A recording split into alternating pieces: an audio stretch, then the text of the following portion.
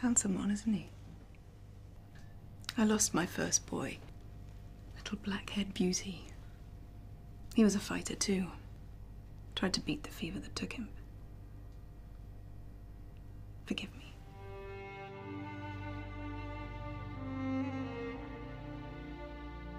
That scene, more than any other scene, probably speaks to the complexity of who Cersei is as a person, as a character, where she can be telling the story and actually eliciting the sympathy from you while you're watching the story. You're like, wait a minute, you know, and then you can forget what it was she participated in that led her to be in this room with this crippled boy in a coma telling the story in the first place. She's always manipulative. At the same time, I believe her that she was distraught at the death of her son, and you can be two things at once, and I think that's one of the things that makes her a compelling character. She's very complicated. Such a little thing. Bird without feathers.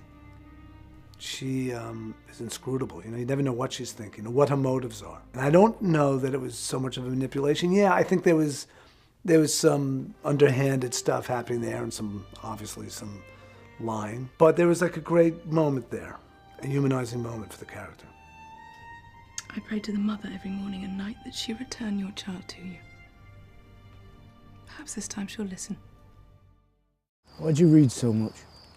My brother has his sword, and I have my mind. And a mind needs books like a sword needs a whetstone.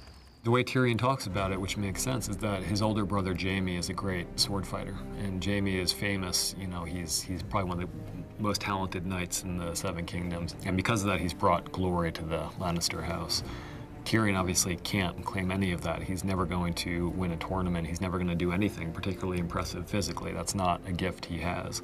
But what he does have is a really powerful brain. He's very smart. And so rather than trying to be something that he isn't, he chooses to try to accentuate what he does have and make his brain that much more powerful.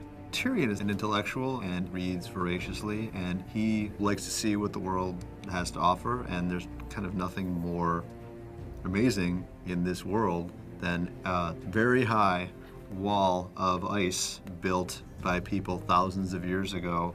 He's kind of less interested in the intrigues and the courtly comings and goings than he is in things that he probably sees as having more ultimate value. The greatest structure ever built, the intrepid men of the Night's Watch, the wintry abode of the White Walkers. There's great honor serving in the Night's Watch. The Starks have manned the wall for thousands of years. Ned is not an emotionally demonstrative person.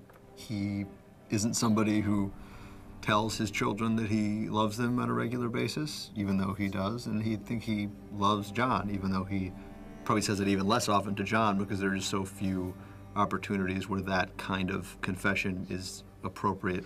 You might not have my name. You have my blood.